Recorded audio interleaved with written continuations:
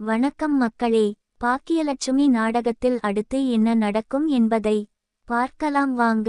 அதுக்கு முன்னாடி நீங்க நம்ம சேனலை சப்ஸ்கிரைப் பண்ணாமல் இருந்தால் உடனே பண்ணிடுங்க.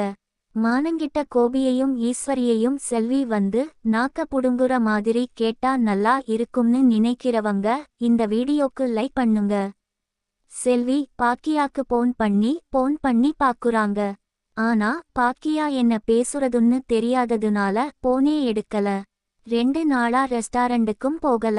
செலியனும் கோபியும் சேர்ந்து இனிமே இப்படியே விட்டா சரியா இருக்காது. இந்த இனியாக்கு ஒரு பாடம் புகட்டணும் அப்படின்னு சொல்லிட்டு செலியனும் கோபியும் கிளம்பி போய் செல்வி வீட்ல நின்னு ஆகாஷ் கூப்பிட்டு உருட்டுக்கட்டை எடுத்துட்டு அடிக்கிறாங்க. ஆகாஷ் எவ்வளவோ கதறுறான். ஆனா இந்த செலியனும் கோபியும் ரொம்ப அளவுக்கு அதிகமா நடந்துக்கிறாங்க. அசிங்கமா திட்டி அவமானப்படுத்திட்டு வீட்டை விட்டு வந்துறாங்க. அந்த நேரம் பார்த்து செல்வி வராங்க. என் பையனை எதுக்கு அடிச்சாங்க? என்ன தப்பு பண்ணுனா? காதலிக்கிறது என்ன அவ்வளவு பெரிய தப்பா? என்ன பணக்கார வீட்டு பிள்ளைய காதலிச்சது தப்பா இருக்கும்? அதுக்கு இப்படி அடிப்பாங்களா? இன்னைக்கு இவங்கள நான் சும்மா விடமாட்டேன் அப்படின்னு செல்வி கோவத்தோட வராங்க. பாக்கியா வீட்டுக்கு வந்து வாசல்ல நின்னு கத்துறாங்க. பாக்கியா அக்கா அப்படின்னு எல்லாரும் வாசல்ல ஓடி வந்து நிக்கிறாங்க. கோபி உடனே ஏய் என்ன நினைச்சுட்டு இருக்க? எதுக்கு இங்க வந்த? எதுக்கு பாக்கியாவை கூப்பிடுற? போதும் நிறுத்துங்க சார். என்ன நினைச்சுக்கிட்டு இருக்கீங்க? நீங்க எதுக்கு என் பையனை வந்து வீட்ல அடிச்சீங்க? என் பையன் என்ன தப்பு பண்ணான்? என்ன உங்க பொண்ணை ஏமாத்திட்டு ஓடி போயிட்டானா? இல்ல உங்க பணம் நகை எல்லாம் வாங்கிக்கிட்டு உங்க பொண்ணை விட்டுட்டு போயிட்டானா? காதலிச்சாங்க அதுதானே? என்ன வீட்ல வச்சு அவ்வளவு தூரம் அசிங்கப்படுத்துனீங்க. என் மகனை திட்டுனீங்க. அதோட விட வேண்டாம் தானே? என் வீட்டுக்கே வந்து என் பையனை உருட்டுக்கட்டி எடுத்து அடிச்சிருக்கீங்க. கொழுத்தீர் வேணும்னு மிரட்டி இருக்கீங்க. அதெல்லாம் சொல்றதுக்கு நீங்க யாரு சார்? உங்களுக்கு என்ன தகுதி இருக்கு? அப்படின்னு செல்வி கேக்குறாங்க. ஈஸ்வரியும் செலியனும் உடனே ஏய் என்ன நினைச்சுக்கிட்டு இருக்க? என் பையனை பார்த்து என்ன தகுதி இருக்குன்னு கேக்குற? அப்படின்னு ஈஸ்வர் கேக்குறாங்க. செலியன் உடனே இங்க பாரு. மரியாதையா வீட்டை விட்டு வெளில போயிடு. ஒரு வீட்டு வேலைக்காரி இவ்வளவு திமிரா பேசுவியா? நீ யாரு வீட்டுக்குள்ள வந்து எங்க அப்பாவை இப்படி அவமானப்படுத்தி பேசுறதுக்கு? அப்படின்னு செலியன் கேட்கும்போது போதும் நிறுத்து. ஒரு வீட்ல வேலை பாக்குறதுனால உங்களை எல்லாம் ஒரு உறவுக்காரங்களா நினைச்சு தம்பி அண்ணன் சாரு அம்மான்னு மரியாதை கொடுத்திருக்கேன். பாக்கியா அக்கான்ற வார்த்தையை தவிர வேற ஒரு வார்த்தையும் சொன்னதில்ல. ஆனா பாக்கியா அக்கா அந்த மரியாதைக்கு ஏத்த மாதிரி நடந்துக்கிறோம். ஆமா நீ எல்லாம் பேசுறதுக்கு உனக்கு என்ன தகுதி இருக்கு? நீ எல்லாம் ரொம்ப ஒழுங்காக்கும் பாக்கியா அக்கா வளர்த்த பையன் தான் நீ. ஆனா நீ ரொம்ப ஒழுக்கமா நடந்துகிட்டியா? பணக்கார வீட்டு பையன் தப்பு பண்ணா வெளியிலேயே வராதுன்னு நினைச்சியா? ஒரு பொண்ணை காதலிச்ச கல்யாணம் பண்ணுன ஒரு பிள்ளையை பெத்த அதோட சும்மா இருந்தியா? இன்னொருத்திய சைடுல லவ் பண்ணிக்கிட்டு தெரியல. அந்த பிள்ளைய வச்சு அவன் மாசமா இருக்கான்னு வீட்ல வந்து அசிங்கப்படுத்தல. உன்னை இதெல்லாம் உன்கிட்டயும் தான் இருக்கு. உன் முதுகுக்கு பின்னாடி அவ்வளவு அழுக்கு இருக்கு. அதெல்லாம் விட்டுட்டு என் பையனை வந்து அடிக்க வந்துட்ட. ஏழென்ற நினைப்புல தான் இப்படி அதிகாரமா திரியுறீங்க அப்பா. உன் பையனும் ஏன் சார்? கோபி சார் நீங்க ரொம்ப ஒழுங்கு சார். உங்கள மாதிரி ஒருத்தன் உலகத்துல இருக்க மாட்டான். நல்ல மனுஷி. பாக்கியா அக்கா அந்த மனுஷியை ஏமாத்தி வாழ்நாள் ஃபுல்லா அடிமை மாதிரி வச்சிருந்து கடைசி தெரியாமலே டோர்ஸ் பண்ணி அவங்கள ஏமாத்தி விட்டுப்புட்டு இன்னொருத்தவங்களை படிச்சவங்க ஸ்டைலா இருக்கிறவங்களை லவ் பண்றோன்ற பேர் வழியில கல்யாணம் பண்ணீங்க. நீங்க செஞ்சது மட்டும் என்ன சார் ஒழுக்கமா? ஏன் பணக்கார வீட்டுல இருக்கிறவங்க எல்லாம் எந்த தப்பு பண்ணாலும் அது வெளியில வராதா? தப்பே கிடையாதா? என் பையன் இனியாவை லவ் பண்ணிட்டான். ஒரு பொண்ணும் ஒரு பையனும் லவ் பண்றது தப்பா இல்லை. என் பையன் உங்க பொண்ணை லவ் பண்ணது தப்பா? ஏன்னா நீங்க பணக்காரங்க நான் வீட்டு வேலை செய்றவன். என் பையன் ரொம்ப ஏழ்மையான வீட்டு பையன். அதனாலதானே இவ்வளவு திமிரா வந்து எங்க வீட்ல அடிச்சீங்க. இதே பாக்கியா அக்காக்கு அண்ணனோ தம்பியோ இருந்து எதுக்கு என் தங்கச்சியை விட்டுட்டு டோர்ஸ் பண்ணிட்டு இன்னொரு பொண்ணை கல்யாணம் பண்ணேன்னு உங்களை ரோட்ல இழுத்து போட்டு அடிச்சிருந்தா உங்களுக்கு அசிங்கமா இருந்திருக்கும்ல. இப்பவும் டைவோர்ஸ் பண்ணி வேணான்னு விட்டுட்டு போன ஒரு பொம்பளை வீட்ல வந்து நீங்க உட்கார்ந்து சாப்பிட்டுட்டு இருக்கீங்க. இதைவிட மானக்கேடு ஒண்ணுமே இல்லை சார். நீங்க எல்லாம் மத்தவங்கள பத்தி பேச தகுதியே கிடையாது. அப்பாவும் பையனும் ஒரே மாதிரி. நீயும் 2 பொண்டாட்டி கட்டுன செழியனும் 2 பொண்ணு பின்னாடி திரிஞ்சான். பொண்டாட்டி இருக்கும்போது அவளை விட்டுப்புட்டு இன்னொருத்தி கூட திரிஞ்சான். இதெல்லாம் ரொம்ப நியாயம். என் பையன் லவ் பண்ணது அவ்வளவு பெரிய குற்றமா? லவ் பண்ணா தப்புன்னு சொன்னியா? என்னைய அவமானப்படுத்தினியா? வேலைக்காரின்னு பேசின? காசு புடுங்குறதுக்காக லவ் பண்ணிட்டோம்னா இந்த அம்மா என்னென்ன பேச்சை பேசுனாங்க.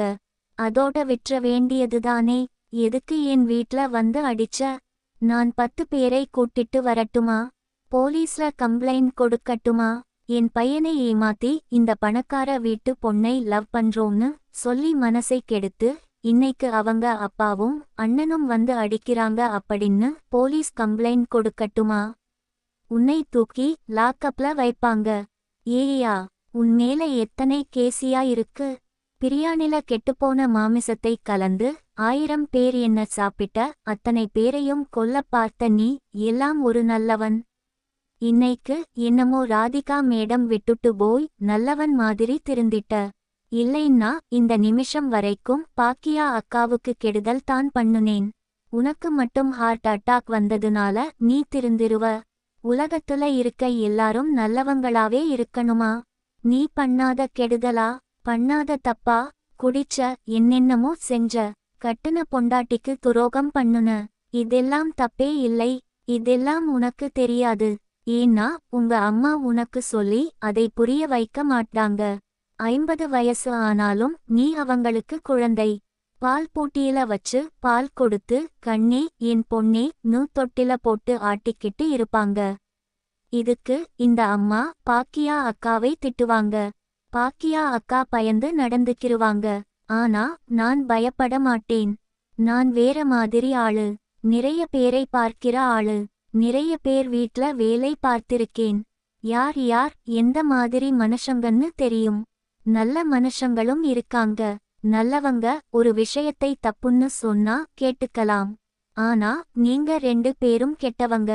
நீங்க எல்லாம் சொல்ல தகுதியே இல்லாதவங்க. இனி ஒரு முறை என் பையன் மேல கை வைக்கணும் இல்ல வாயை திறந்து கெட்டணும்னு நினைச்சீங்க அவ்வளவுதான்.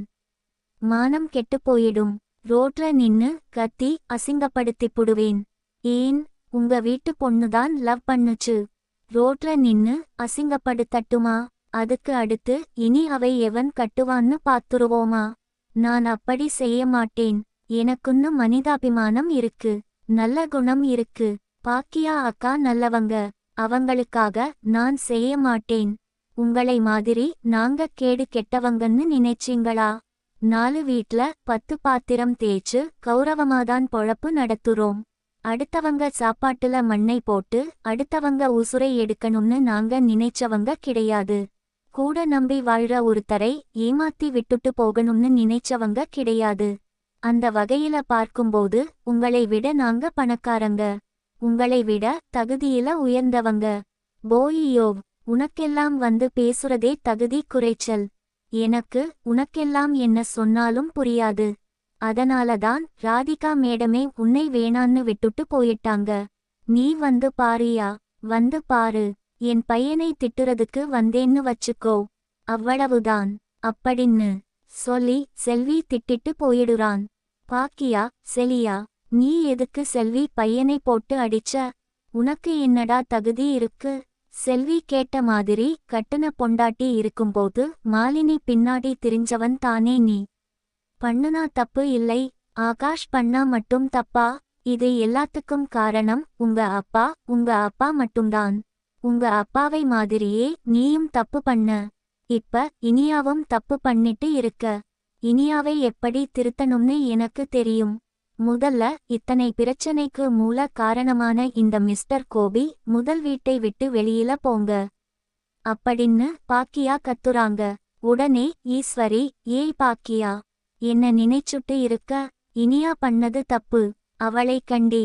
அதுக்காக கோபி எதுக்கு வீட்டை விட்டு வெளில போக சொல்ற? இப்ப தெரியுதா?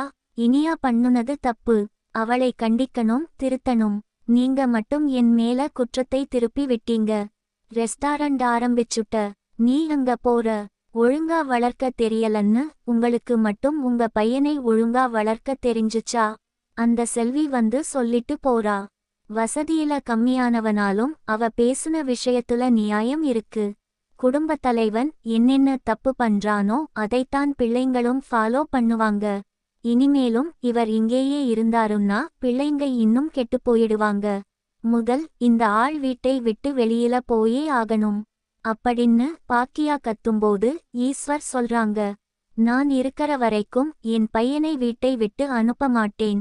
உங்களை யாரு அத்தை இங்க இருக்க சொன்னா? நீங்களும் சேர்ந்து வீட்டை விட்டு வெளியில போங்க. என் பொண்ணு இனியாவை என்ன சொல்லித் திருத்தணும். அவள் வாழ்க்கைக்கு எது நல்லதுன்னு நான் முடிவு பண்ணிக்கிற. தெரியும் எனக்கு. நீங்க போங்க அத்தை. என் பொண்ண கண்ணுக்குள்ள விளக்கெண்ணெய் ஊத்தி காவல் காத்து பார்த்து வளர்க்க எனக்கு தெரியும். போங்க அப்படின்னு பாக்கியா ஈஸ்வரியும் கோபியையும் வீட்டை விட்டு வெளியில அனுப்புறாங்க. இப்படிதான் போலாம் ஃப்ரெண்ட்ஸ். பக்கத்துல லைக் பண்ணுங்க, ஷேர் பண்ணுங்க, கமெண்ட் பண்ணுங்க. Thank you friends.